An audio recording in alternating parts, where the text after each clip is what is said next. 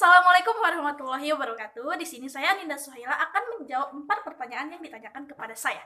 Yang pertama, ada 10 ciri-ciri orang yang kreatif, yaitu mempunyai imajinasi yang kuat, mempunyai inisiatif, mempunyai minat yang luas, bebas dalam berpikir, mempunyai rasa ingin tahu, selalu ingin mendapatkan pengalaman baru, percaya diri, energik, berani mengambil resiko, berani mengutarakan pendapat.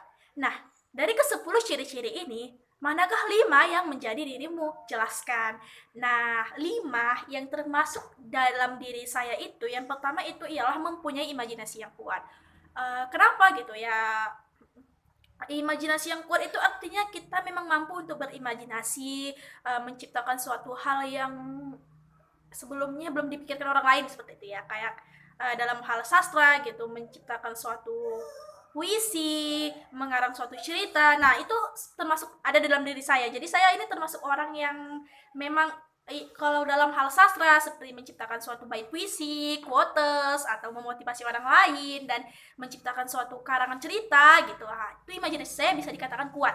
Lalu yang kedua itu ialah mempunyai inisiatif. Nah, mempunyai inisiatif di sini artinya dalam kegiatan apapun itu, kita itu memang mengambil alih gitu ya, berinisiatif gitu, baik itu dalam suatu kegiatan terhadap orang lain gitu, ada inisiatif dalam diri kita gitu. Ketika misal nih saya dalam hal suatu kegiatan sekolah itu, apapun kegiatan itu, memang saya harus ada gitu, ambil alih dalam bidang itu. Apapun itu, asalkan saya berperan gitu. Jadi benar-benar memang harus berinisiatif dalam hal itu gitu. Lalu yang ketiga itu ialah percaya diri. Nah, percaya diri di sini saya yakin gitu. Maksudnya kayak kita yakin kalau kita itu bisa gitu dalam hal apapun. Memang percaya diri artinya baik itu tampil di depan umum atau ingin melakukan suatu hal, itu kita yakin percaya sama diri kita bahwa kita itu mampu, apa yang kita lakukan itu memang yang terbaik gitu. Nah, jadi memang saya pribadi dalam hal apapun itu memang percaya diri gitu. Artinya kan saya meyakini saya itu mampu, saya itu bisa, apa yang saya saat ini saya lakukan, mau itu nantinya ada koreksi atau tidak, yang penting saya sudah melakukan yang terbaik gitu.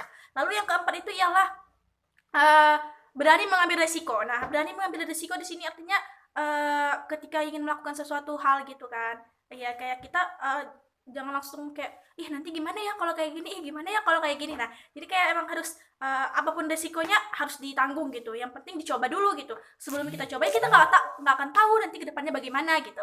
Lalu yang kelima itu ialah berani mengutarakan pendapat. Nah, ketika kita dalam suatu forum, baik itu forum diskusi atau ketika kita dimintai beberapa orang untuk mengutarakan pendapat kita, memang harus berani gitu, berani mengutarakan pendapat. Artinya di sini saya memang ketika ada suatu kegiatan gitu kan, ketika memang pendapat yang ingin saya sampaikan itu tidak bertolak belakang terhadap yang diargumentasikan gitu, terus memang tidak melanggar aturan, ya diutarakan aja gitu, nggak perlu takut. Ketika kita memang memiliki di pikiran kita ini ada sesuatu hal yang ingin kita sampaikan, ya udah sampaikan aja gitu. Karena kalau nggak disampaikan nantinya bakal kayak jadi beban pikiran buat kita gitu, kayak kenapa sih nggak disampaikan, kenapa tadi nggak ngomong aja kayak gini kan, padahal tadi mau ngomong kayak gini gitu. Jadi kayak jadi penyesalan sendiri gitu. Jadi apapun yang ada di pikiran kita gitu, selagi itu memang masih logik atau masuk di akal gitu, ya sampein aja gitu. Karena kalau nggak disampaikan juga nantinya kita kesel sendiri gitu.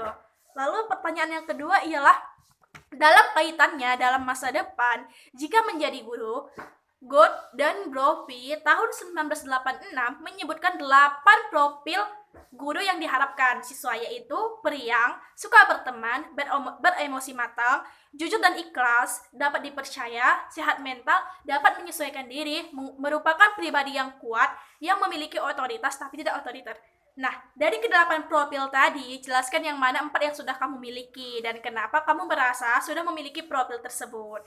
Nah, yang pertama itu ialah periang. Saya termasuk orang yang periang ya, yang dalam keadaan apapun itu, ketika baik saya sedih, apalagi saya bahagia, maka saya akan mengekspresikan diri saya itu untuk selalu tersenyum ke siapapun gitu. Ketika bertemu dengan orang lain, tersenyum, ramah, terus ya selalu menciptakan tawa gitu. Memang mengekspresikan diri kita itu memang selalu terlihat senang gitu. Bahkan orang-orang banyak yang bilang tuh kayak, kamu orangnya periang banget ya gitu, kamu orangnya selalu senyum deh gitu, kayak nggak pernah ada beban hidup. Terus kayak gimana sih tipsnya supaya selalu terlihat bahagia? Bahkan ada orang-orang yang nanya kayak gitu, kak ini gimana ya caranya supaya kita selalu bahagia kayak kakak, kadang kayak gitu. Jadi kayak emang gimana ya, di dalam diri saya itu, bahkan saya sejak dulu gitu ya, emang orang yang termasuk periang. Artinya emang gini, dalam hal apapun rasa suasana hati itu memang penting gitu menurut saya ya. Suasana hati itu memang penting. Jadi memang kita harus pandai menyesuaikan diri gitu, menyesuaikan suasana hati. Lalu yang kedua itu ialah suka berteman. Nah, di sini saya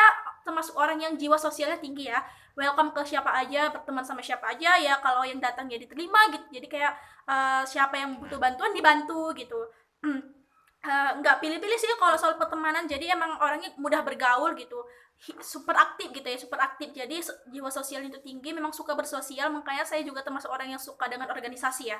Lalu yang ketiga itu ialah jujur dan ikhlas. Nah, saya tuh termasuk orang yang gini, kenapa saya bilang saya itu jujur dan ikhlas gitu, karena memang saya merasa dalam hal apapun itu ketika saya ditanyakan gitu, memang saya ya udah ngejawabnya apa adanya aja gitu, apa yang memang itu ya jawabannya saya sampaikan gitu. Terus ikhlas memang dalam hal melakukan kegiatan apapun itu gitu, kayak kita ngebantu orang gitu, ya udah ikhlas aja gitu, walaupun kadang apa yang kita buat gitu, yang kita lakukan itu nggak dibales gitu ya, ikhlas gitu. Jadi kayak percaya aja deh, nanti pasti bakal Allah bales kayak gitu. Lalu yang keempat itu ialah dapat menyesuaikan diri. Nah, di sini saya termasuk orang yang dapat menyesuaikan diri ya. Ketika saya berinteraksi dengan anak-anak, maka saya akan mampu menyesuaikan diri saya bagaimana sih berinteraksi dengan anak-anak, ketika dengan orang tua untuk sopan santun gitu, terus terhadap lingkungan yang seperti ini gitu, yang lingkungan yang tidak baik, kayak apa ya, kayak misal nih kayak lagi berkumpul sama orang-orang yang tidak seagama dengan saya. Nah, saya masih menyesuaikan diri bagaimana, terus ketika memang waktunya saya untuk ibadah ya saya lakukan gitu, bukan langsung ikut aja mereka gimana saya gimana gitu ya. Memang harus pandai-pandai menyesuaikan diri dalam lingkungan apapun itu. Memang saya orang yang termasuk bisa menyesuaikan diri saya harus bagaimana gitu. Lalu pertanyaan yang ketiga ialah cari dua teori mengenai konsep diri individu, jelaskan. Nah, yang pertama itu ialah teori Atwater tahun 1987. Dia menyebutkan bahwa konsep diri adalah keseluruhan gambaran diri yang meliputi persepsi seseorang tentang diri, perasaan, keyakinan, dan nilai-nilai yang berhubungan dengan dirinya. Nah, di sini berarti konsep diri itu terdiri dari tiga ya, tentang diri kita, perasaan kita, dan juga keyakinan kita. Jadi memang konsep diri ini mencakup suatu hal yang menyeluruh tentang diri kita, terus tentang keyakinan yang akan kita ikutin gitu, hal apa yang akan kita lakukan, dan juga ini perasaan. Jadi diri itu bukan hanya mencakup sebatas fisik gitu, tapi juga perasaan.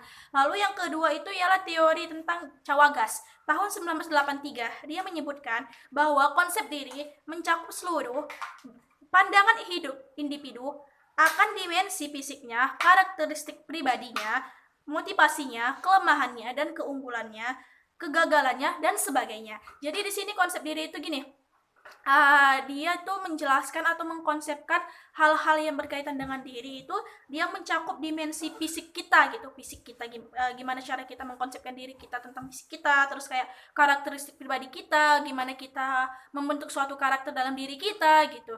Lalu motivasi kita, apa hal yang memotivasi kita untuk membentuk suatu diri yang individu yang baik seperti itu, dan apa sih kelemahan dan kelebihan kita, bagaimana sih cara kita mengatasi kegagalan. Nah, itu termasuk dalam konsep diri. Artinya konsep diri dalam perkembangan individu seperti itu. Lalu pertanyaan yang keempat ialah jelaskan aspek-aspek konsep diri. Nah, aspek konsep diri ini terdiri dari beberapa, yaitu yang pertama itu aspek fisik. Nah, aspek fisik ini meliputi penilaian individu terhadap segala sesuatu yang dimilikinya, seperti kondisi tubuh, penampilan fisik, keahlian, pakaian, dan sebagainya. Lalu yang kedua itu ialah aspek kognitif, meliputi gambaran yang menyangkut daya ingat, kemampuan mengolah data, kemampuan matematika, kemampuan fisika, seperti itu verbal, akademik secara umum, baik itu non-akademik juga. Lalu yang keempat ialah aspek kognitif, yaitu yang ketiga itu aspek emosi, meliputi keterampilan individu terhadap pengelolaan impuls dan irama perubahan emosinya.